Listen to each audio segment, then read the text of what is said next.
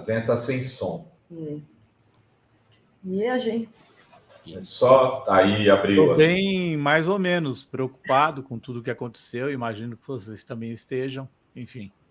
A Zenha, me perguntavam no Palácio, e eu, na posse, no dia 1º, e aí, tudo tranquilo? Aquele velho refrão, né, que você encontra alguém e fala, e aí, tudo tranquilo? E eu respondia, por uma semana. Cara, mas eu não imaginava que eu fosse cravar. No dia 8, uma semana, cravadinho.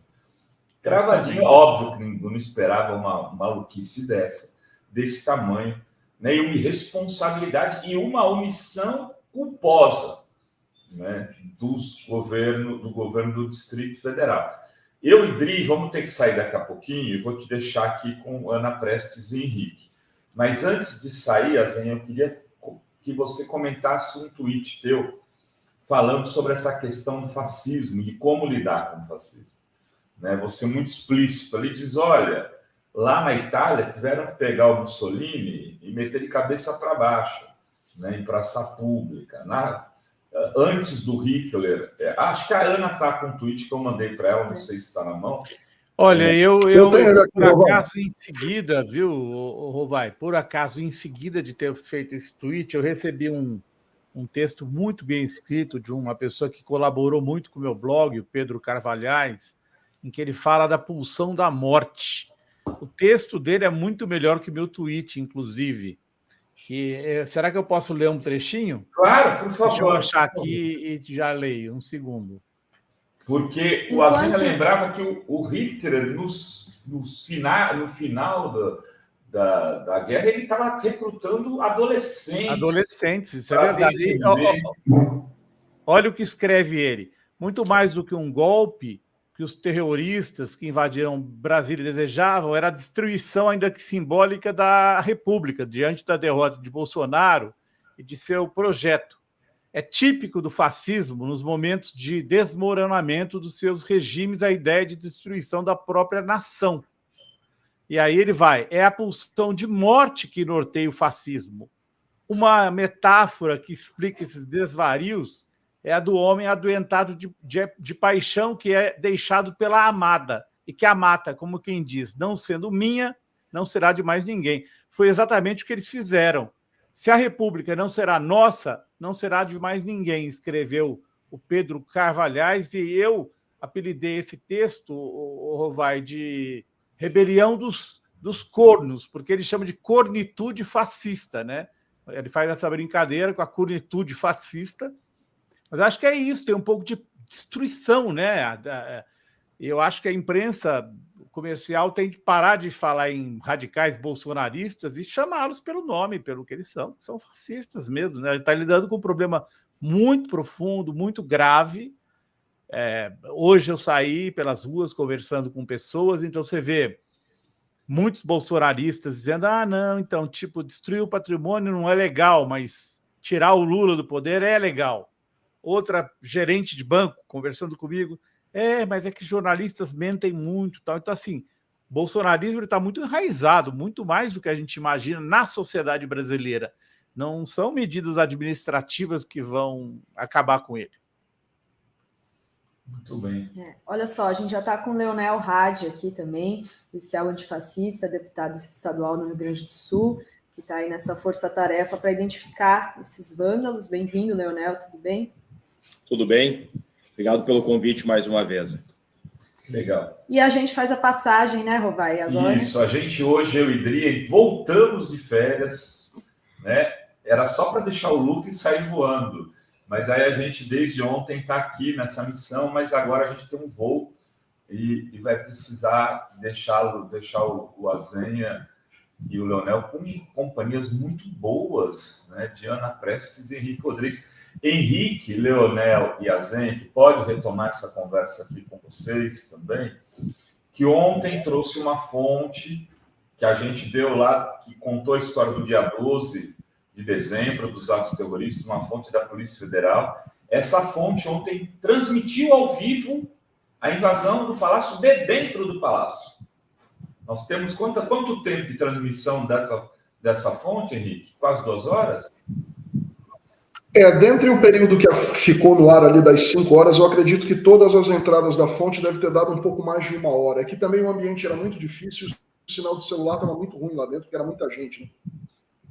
E essa fonte acabou de relatar o Henrique Azenha e Leonel Hadi, que ontem agentes do GSI tentaram impedir a perícia de trabalhar. Olha a gravidade. Ontem, de madrugada, de noite e madrugada, tinha gente do GSI dando carteirada e dizendo aqui não mexe, sendo que tinham roubado todas as armas do GSI de um cofre X, roubaram munição, roubaram um monte de coisa. Você já se perguntou como é que eles sabiam o que estava onde? É exatamente o que a fonte pergunta ao... Você na fórum antecipou isso tudo, Rovai. Você publicou 2 denúncias de envolvimento de gente do governo. E quem disse que gente que está ainda sob o Lula não colaborou com o que aconteceu ontem? É óbvio que sim, Rovai. Quem é que entra no Palácio Planalto daquele jeito, peitando todo mundo, destruindo tudo? Não é assim. Claro que isso aí é uma conspiração muito séria, muito pouco esclarecida, e tem gente possivelmente que serve ao governo Lula envolvida nisso, passando informação. A bandidagem faz isso em prédio aqui. Avisa, você entra por tal portaria, ali tem o apartamento número tal, tem um cofre, ali você acha tudo. Pelo amor de Deus. Ninguém é bobo nesse mundo, né? Muito bem, saímos eu e Dri, vocês seguem, beijos, beijos, beijos. E tem Fala vai no final, porque eu vou gravar agora. Valeu, gente. Tchau, gente. Bom descanso. É isso, Henrique. Retomamos aqui, né? Agradecer os nossos convidados, novamente, a Zenha, o Leonel Hadi, por terem atendido esse nosso chamado num dia tão importante para o Brasil, que é justamente o dia em que a poeira baixou e a gente precisa entender o que aconteceu ontem, né? Te passo a palavra aí, Henrique. Ana, voltamos aqui, nem tanto com a normalidade que a gente gostaria de retomar aqui com essa substituição que estamos fazendo da Adri e do Rovai. Eu queria começar ouvindo primeiro do Azenha, né? Depois a gente vai passar também a bola para o Leonel, a respeito dessas denúncias da nossa fonte, da Fórum.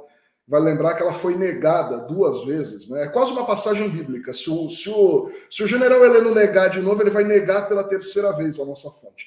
Mas a nossa fonte, da primeira vez, denunciou a cooperação do GSI com os ataques de 12 de dezembro. Depois a nossa fonte mostrou o envolvimento de gente do GSI no acampamento, orquestrando aquele ataque, aquela tentativa de ataque à bomba com o caminhão de querosene que ia para o aeroporto Juscelino Kubitschek. E ontem a nossa fonte comprovou a existência definitivamente, né, transmitindo ao vivo ali a detenção, a prisão desses bolsonaristas dentro do Palácio do Planalto em tempo real, ao vivo.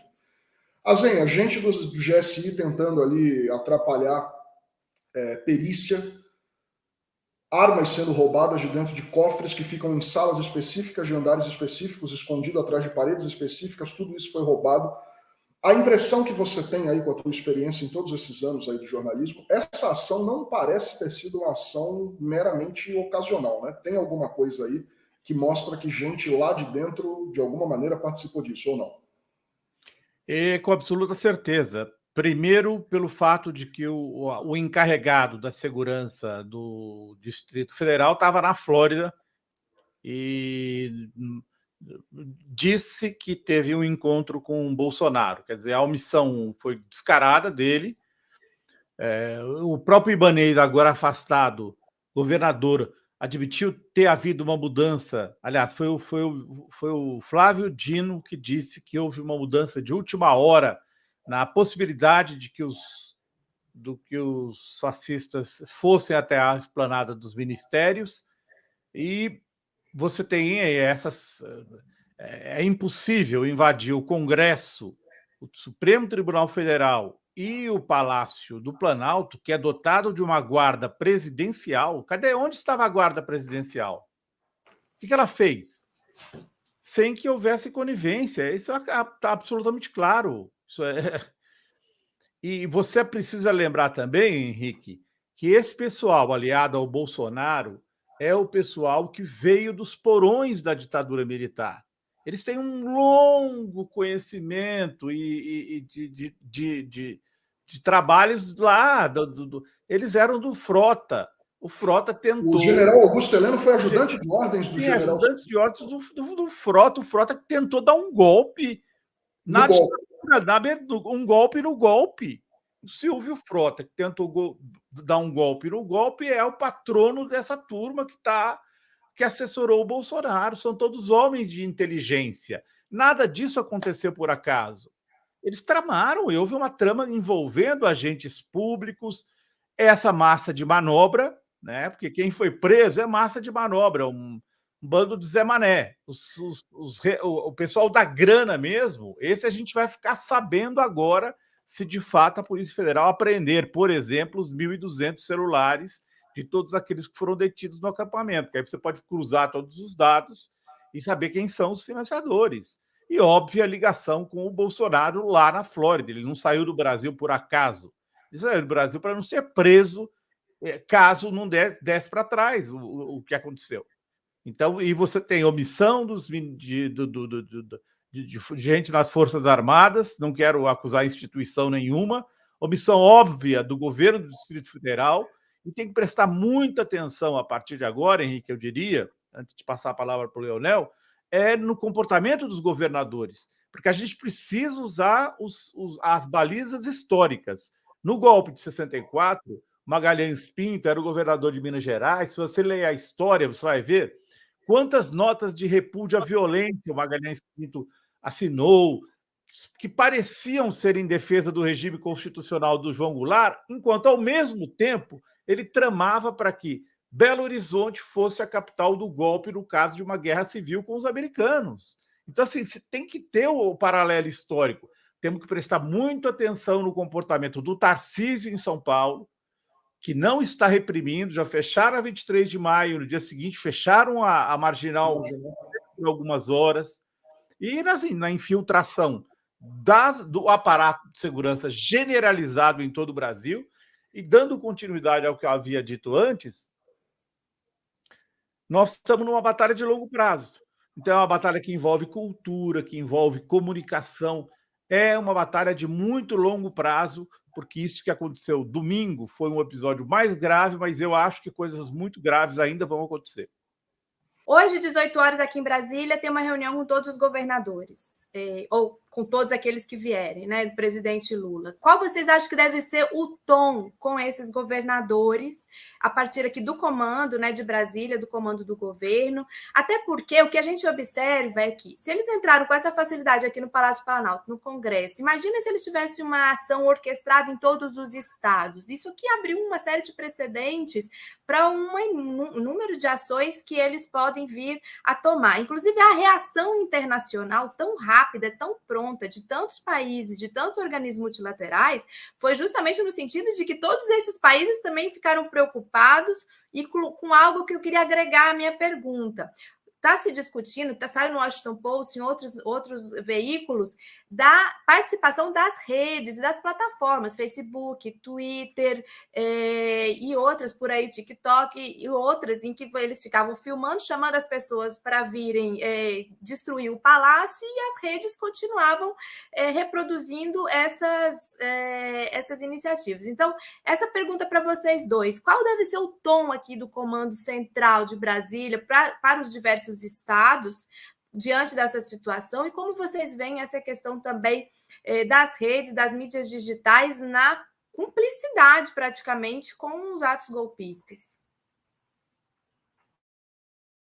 Fala aí, Azen. Te cortei, Azen. Essa recupera. Não, é que eu estava sem o microfone. Não, eu queria lembrar vocês, então, que a ação nas refinarias tinha sido combinada. É óbvio que não foi espontâneo. Em 5 estados diferentes, depois do que aconteceu em Brasília, eles tiveram a mesma ideia de ir para a refinaria. Não, gente, isso aí é clássico do que aconteceu. Por exemplo, vamos dar o mais recente que as pessoas lembram. Na Ucrânia, o golpe que foi dado na Ucrânia é isso: você vai lá, ocupa um espaço geográfico, chama mais gente para vir pelas redes sociais, tanto que tinha ônibus ainda saindo de Belém, O deputado Bordalo, do PT, denunciou que 5 ônibus saíram de Belém e estavam a caminho de Brasília. Tinha ônibus saindo de Sorocaba, segundo o prefeito Edinho, de Araraquara, segundo o prefeito Edinho, em direção a Brasília. Qual era a ideia do que eles fizeram?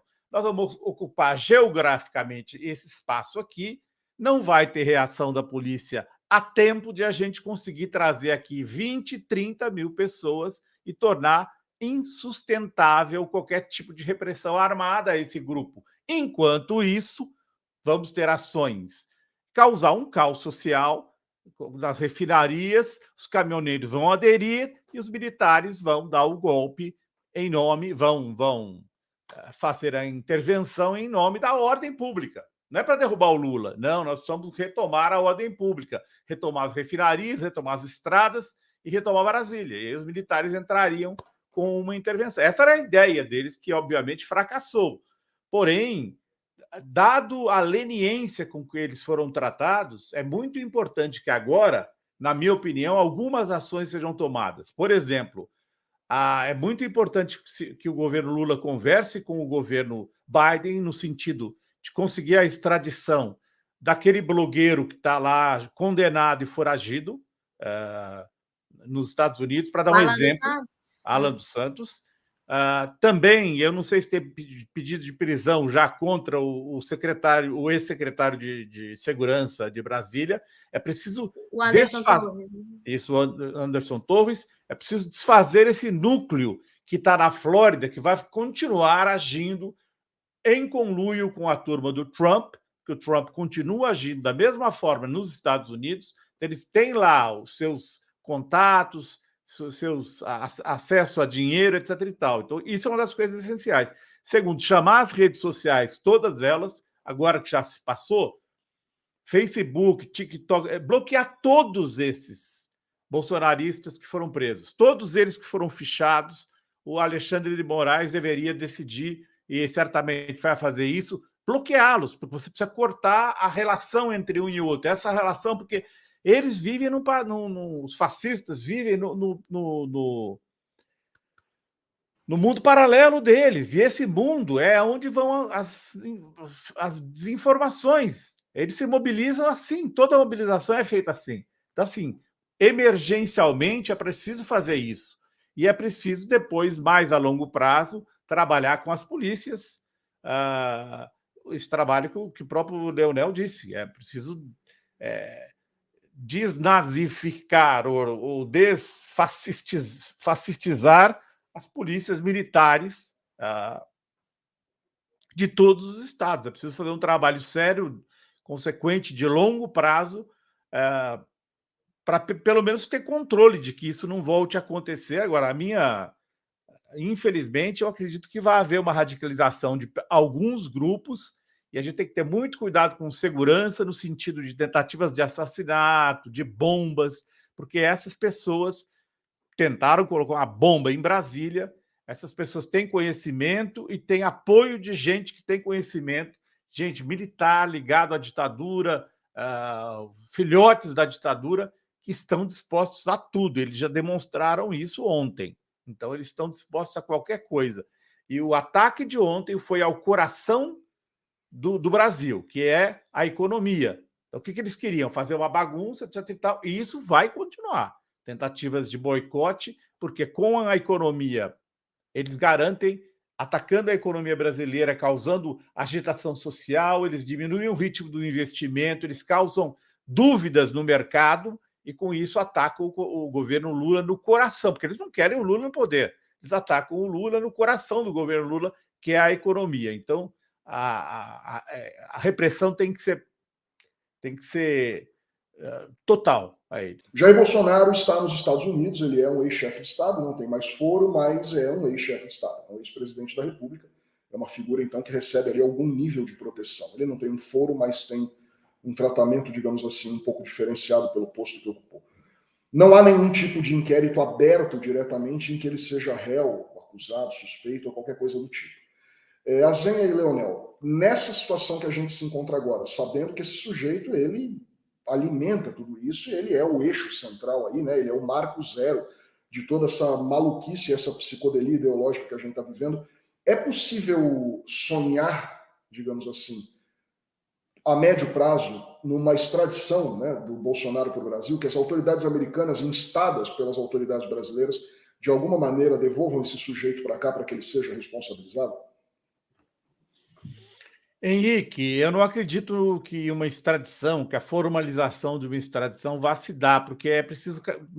Primeiro que é preciso haver um pedido de extradição, o Brasil teria que obter uma autorização de autoridades americanas, eu não sei se passa pela Suprema Corte, enfim, por quem passa esse autorizado. Acho que é uma decisão administrativa do governo Biden, acho que dificilmente seria concedida. Mas o que você pode fazer, e certamente hoje o Bolsonaro está sendo ouvido pela NSA, por todo mundo nos Estados Unidos. Eles ouvem todo mundo. Então, eles estão sabendo absolutamente. Então, o que pode haver, sim, é conseguir um compartilhamento de informações. Isso nunca vai ser revelado se houver, entende? Mas há de haver uma ação do governo Lula junto ao governo Biden no sentido de conseguir... Certamente é possível a extradição, como eu disse, daquele blogueiro, do próprio Anderson. Isso sim. Bolsonaro eu acho difícil acontecer, mas há de haver uma ação do governo, porque o governo Biden, ontem, houve uma reação muito rápida de muitos parlamentares americanos, porque você tem que ver o quadro político que está acontecendo nos Estados Unidos.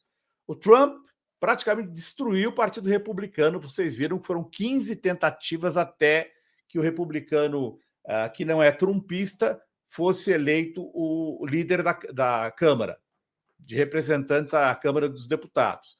Então, o Trump está destruindo o Partido Republicano. Ele é candidato, e ele é um candidato derrotável pelo Biden, que quer se reeleger. Então, assim, ontem, assim que as coisas começaram a acontecer no Brasil, rapidamente, vários deputados democratas já pregaram que o Bolsonaro não pode ficar nos Estados Unidos, etc. e tal, e isso e aquilo. Por quê? Porque para o Biden também interessa muito usar o Brasil politicamente e aos democratas para dizer, olha só o que nós estamos exportando para outros lugares do mundo. Então, politicamente, para o Biden, o que aconteceu no Brasil é muito bom, no sentido político, dizer, olha, os Estados Unidos sempre exportaram democracia, agora estão exportando... Por quê? Porque ele vai usar isso politicamente na campanha que vem aí. E o Trump é um candidato, ele não é o candidato mais forte do Partido Republicano, ele tem um pedaço do Partido Republicano. Então, para o Biden, quanto mais confusão tiver dentro dos republicanos, então, assim, o Biden está suscetível a receber um pedido de negociação, uma conversa. O Lula vai fazer uma visita a ele, e isso pode ser parte da conversa do Lula com ele. Olha, vamos fazer alguma coisa em relação a esses caras. Então, aí eu acho que é muito necessário que isso seja feito. No mínimo, um compartilhamento de informações sobre o que o Bolsonaro está tramando com quem, de quem está saindo dinheiro para manter o Bolsonaro lá nos Estados Unidos, porque ele vai poder ficar lá para sempre, ele vai ter que voltar para o Brasil, e eu acho difícil que ele volte para o Brasil, porque eu acho que essa crise que a gente está vivendo vai, eventualmente, acabar num pedido de prisão dele aqui no Brasil. Ele vai ficar mais lá nos Estados Unidos e vai depender de financiamento de alguém. Algum dinheiro vai ter que cair na conta do Bolsonaro ou de gente associada a ele nos Estados Unidos. Então, é muito importante ter algum tipo de compartilhamento de informação, o que certamente será feito sob sigilo, com o governo dos Estados Unidos para saber o que o Bolsonaro e o seu entorno estão aprontando lá em relação ao que vem aí no futuro do Brasil. Então, nesse sentido, acho que sim, é possível, pelo menos, obter informações sobre Bolsonaro e seu grupo que eles estão fazendo na Flórida.